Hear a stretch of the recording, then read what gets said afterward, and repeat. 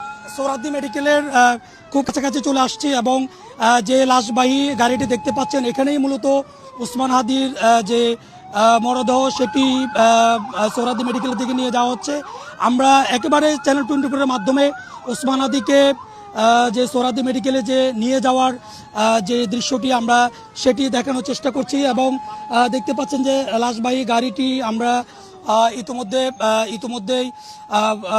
ইতিমধ্যে national institute of kidney যে হসপিটালটি রয়েছে এখানে এসে পৌঁছিয়েছে এবং ঠিক অল্প কিছুক্ষণের মধ্যেই এটি সোহরাওয়ার্দী মেডিকেলে যেটি বলা যায় যে প্রবেশ করবে। এখন বর্তমানে শেরেবাংলা নগরে রয়েছে। আমরা সরাসরি সেই লাশবাহী যে গাড়িটি সোহরাওয়ার্দী শরীফ ওসমান হাদির যে মরদেহটি বহন করা ভিতরে প্রবেশ করান সেটিতে আমরা নিয়ে এসেছি এবং দেখতে পাচ্ছেন যে কিছুক্ষণের মধ্যেই যে মরদেহটি ভিতরে প্রবেশ করানো হয়েছে জাতীয় হৃদরোগ ইনস্টিটিউটের ভিতরেই।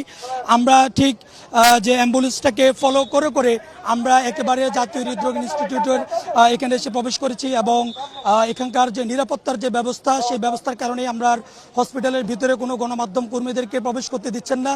তবে এখানকার সবশেষ দৃশ্য যেটি বলি সেটি ইতিমধ্যে ইনকিলাব মঞ্চের মুখপাত্র যে শরীফ ওসমান হাদি তাকে জাতীয় হৃদরোগ ইনস্টিটিউট ও হাসপাতালের ইতিমধ্যে আনা হয়েছে।